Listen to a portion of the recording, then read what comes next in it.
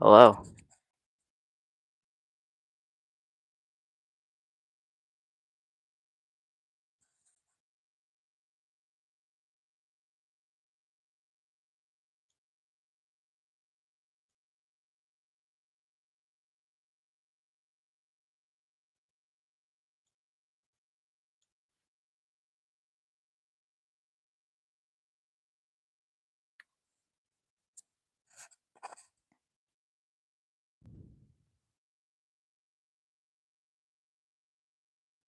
Hello, everybody.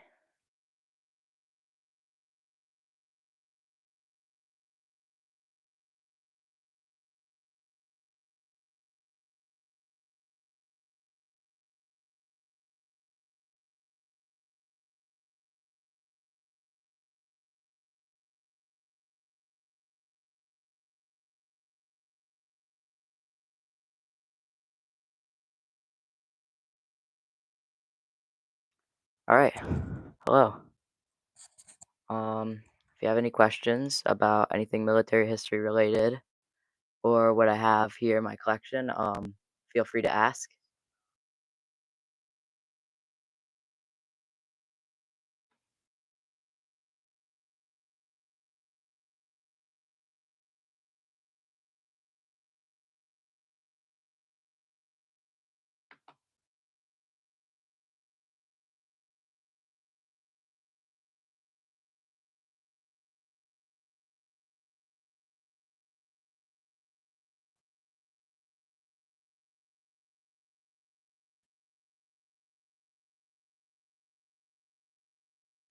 Hello. In this channel, we focus on military history. Um, so, uh, if you have any questions about anything military history related or what I have in my collection, feel free to ask. Um, so, yeah.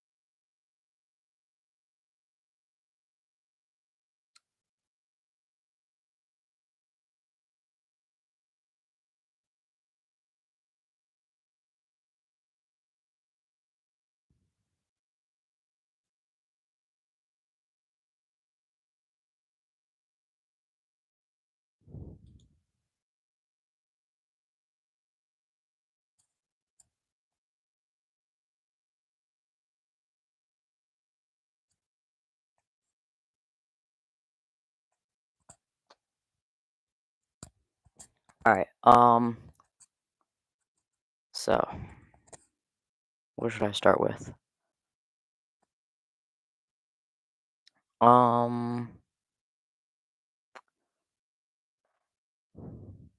Start with the bayonet, I guess.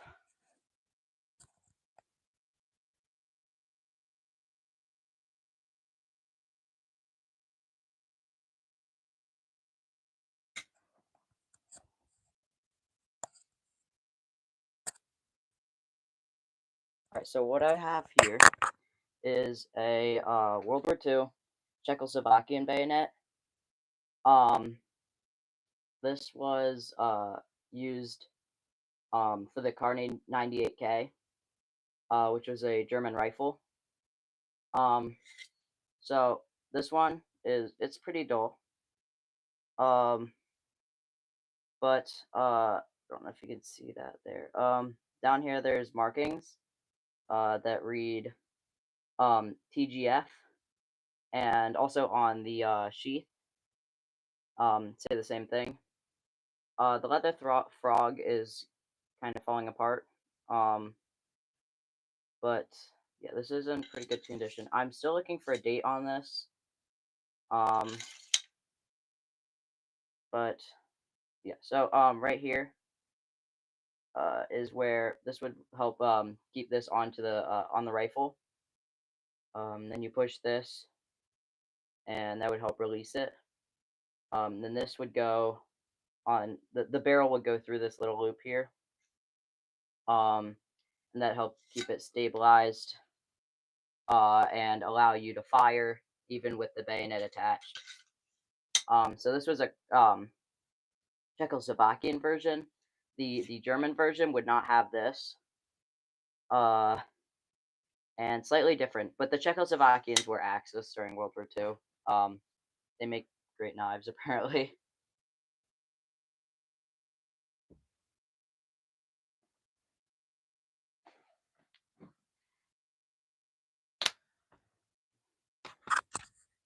So, if you have any questions about anything military history related or anything that I have in my collection right now, um, feel free to ask.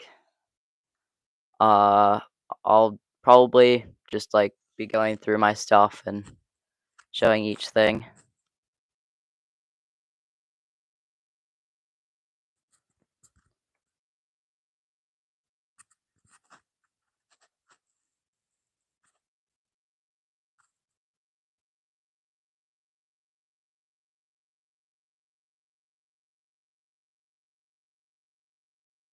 Let's see. We could start with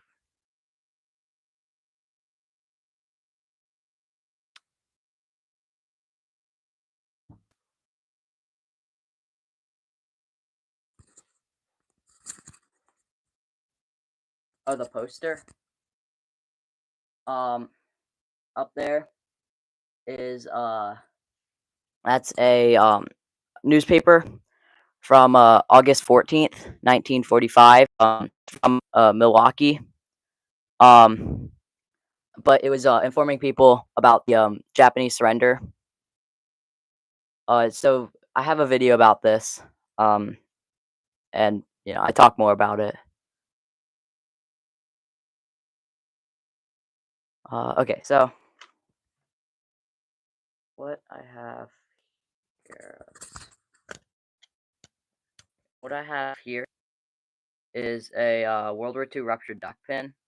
So this would be a pin given to soldiers after World War II. Um, for their it's an honorable discharge. Oh gosh. So if they were like injured or something like that, and they would have to get discharged from the military, they would receive one of these. It's really blurry. Um, yeah.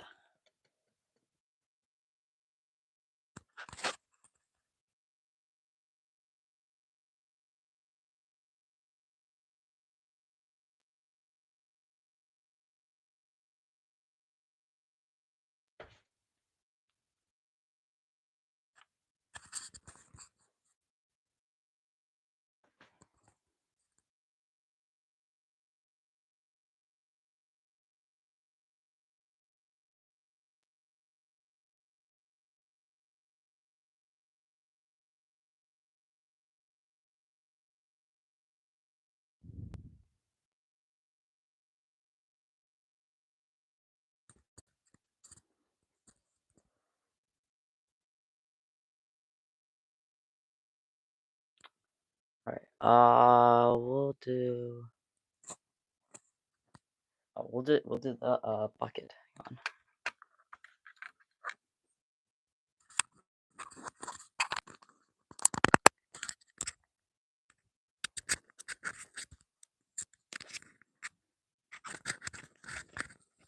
What I have here, is a World War II canvas bucket. Um, this would, uh, this would,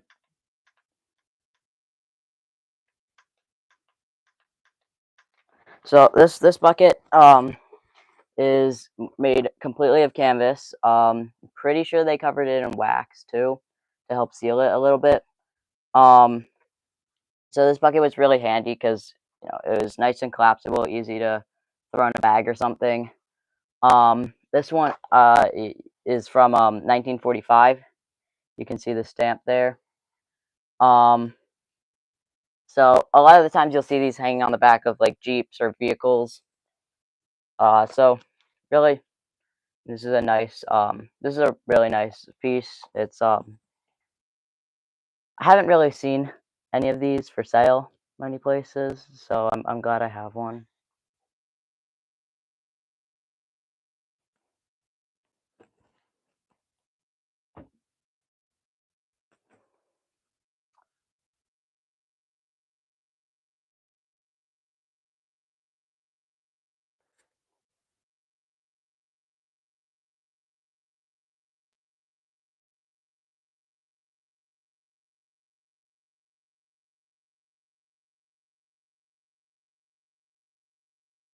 If you have any questions about anything in my collection, feel free to ask.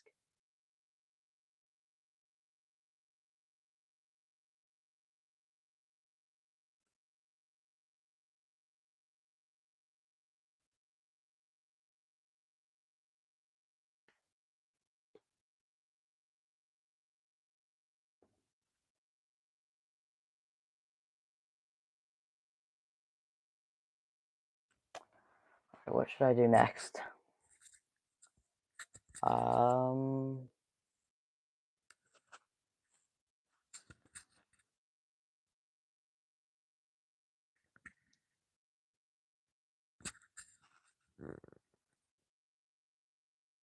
so yes, yes, okay.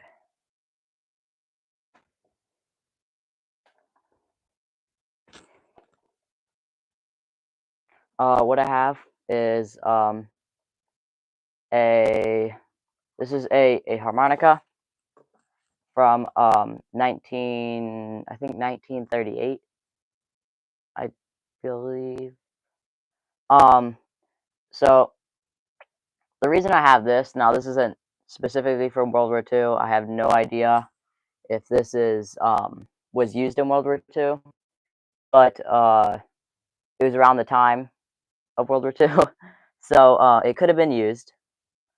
Um, the soldiers of the war really like to play harmonica because I mean there's not much else you can do, and they could play tunes that were happy or sad to help entertain themselves when they're just sitting in their foxholes or around camp or something. So this is a German harmonica. Um, so if this was used in the war, it could have been used by a German soldier or captured by somebody else.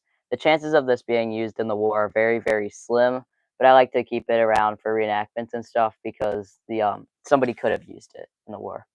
So when I do reenactments or something, I will probably end up using this sometimes.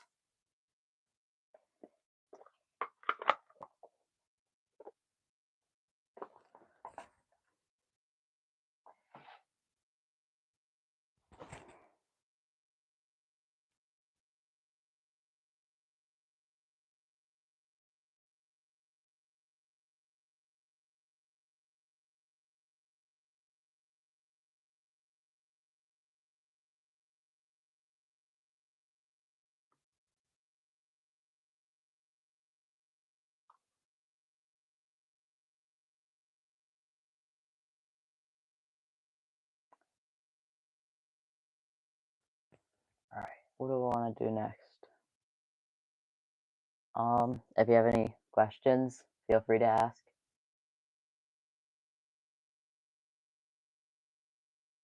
See.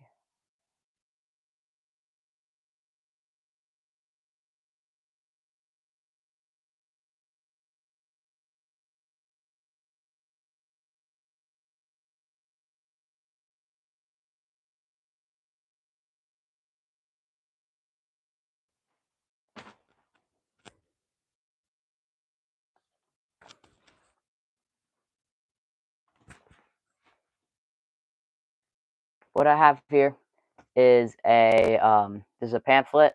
I have a video about this.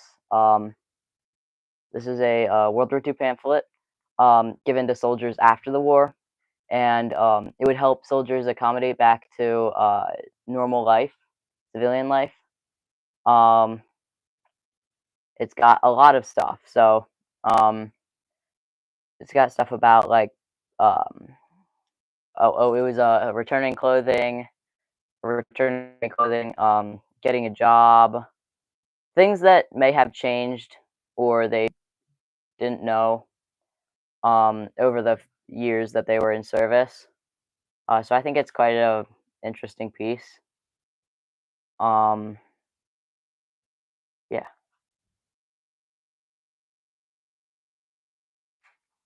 this was oh, um, this was given out to um, really all the branches of service.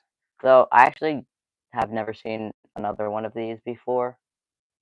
So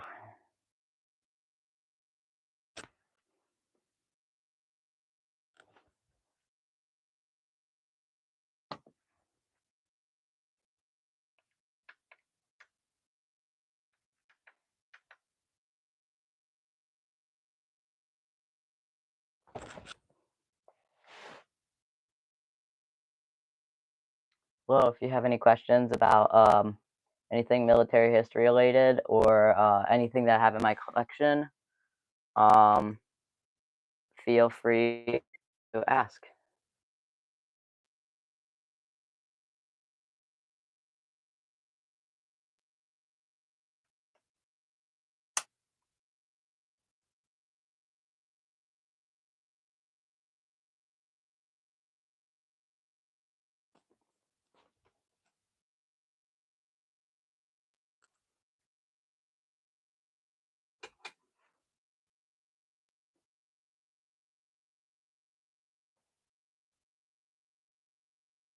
Okay.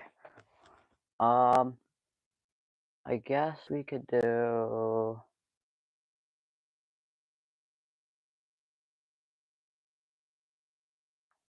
Ah, wait. Yes, yes.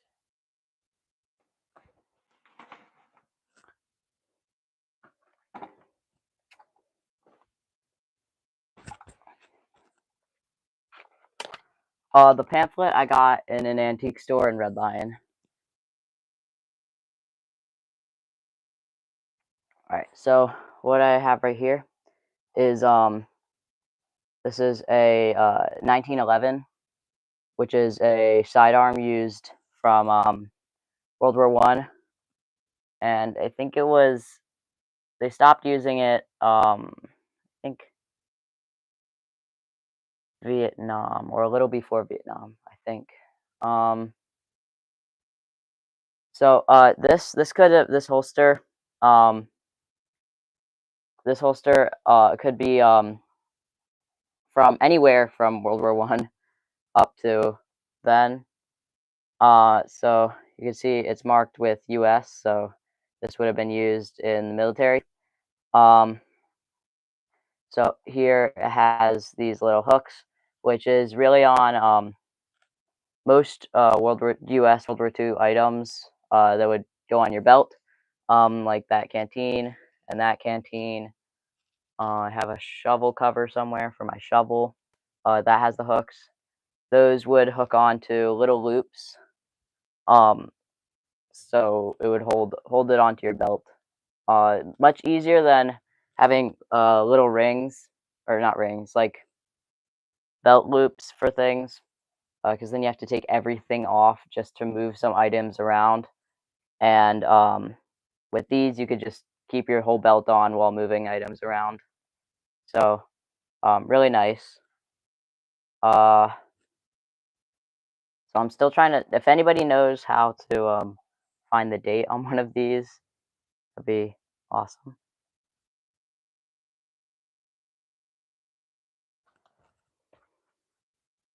Am I going to do a reenactment soon? Well, so I can't actually do any combat reenactments until I'm 16, or 18 in some groups.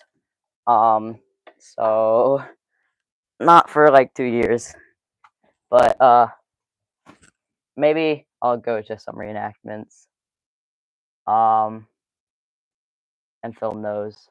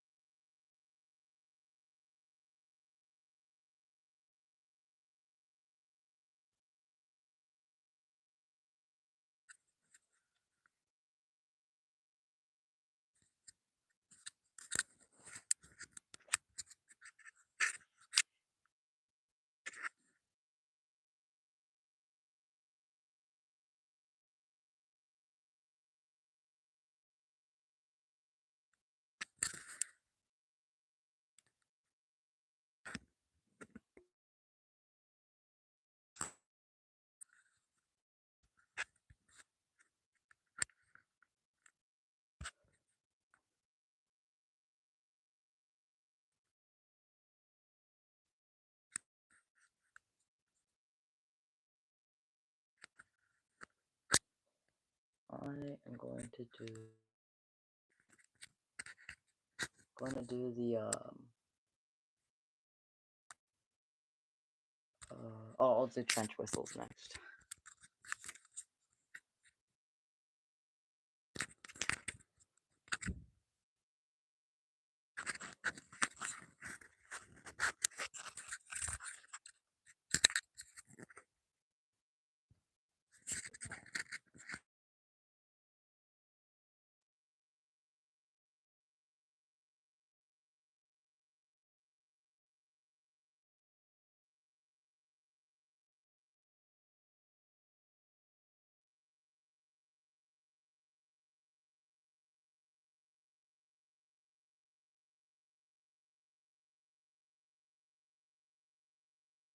Okay. So I'll show the trench whistles in a minute.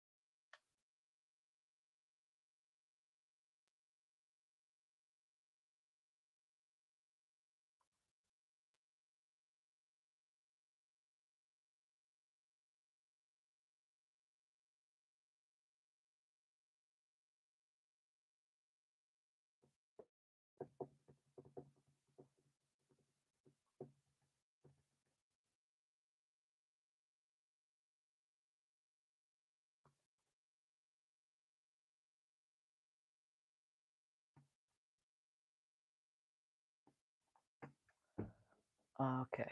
If you have any questions about anything military history or anything I have in my collection or anything you want to see or know if I have in my collection, feel free to ask. I have a lot. Um, but other than that, I'll just be going through random pieces and explaining what it is.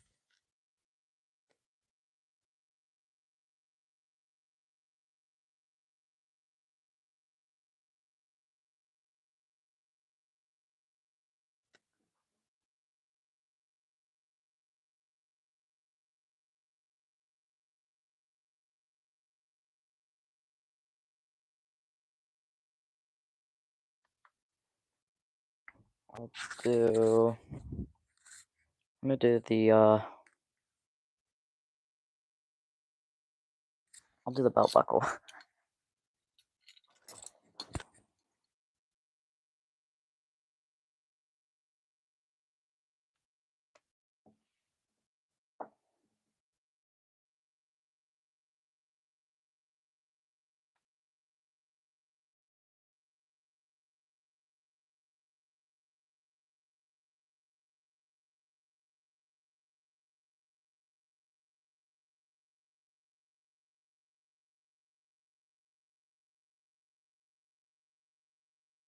All right.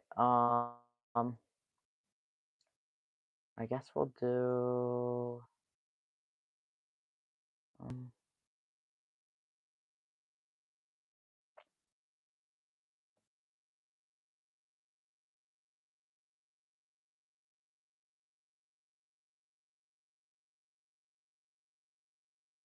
all right. We'll do the oil can.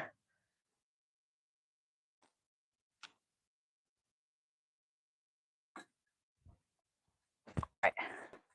So this is a World War II oil can. So this would or gun lubricant. So this would be used to lubricate their weapons. So machine guns, rifles, anything. Um, so this can actually still has some lubricant in it. So this would be you'd unscrew this to fill it back up and unscrew this to apply it. But this would just help their weapons actions move better. Um, so maybe a slide or a bolt or something.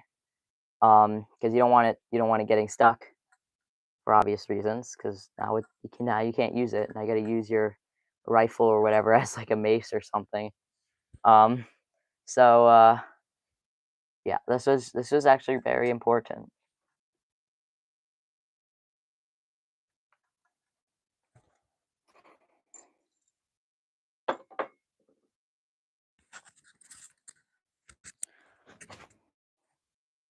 Okay. One,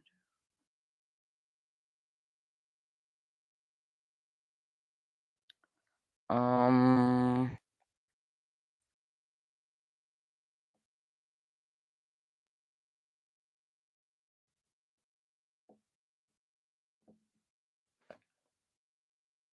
you see that the giant framed thing?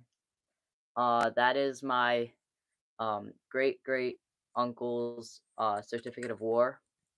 He fought in World War I. It says really everything up to the fort that he trained at. Um, his name, the fort, the company he was in, what regiment, all that. It has signatures down at the bottom.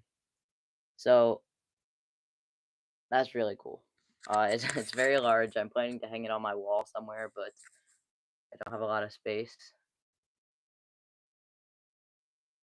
So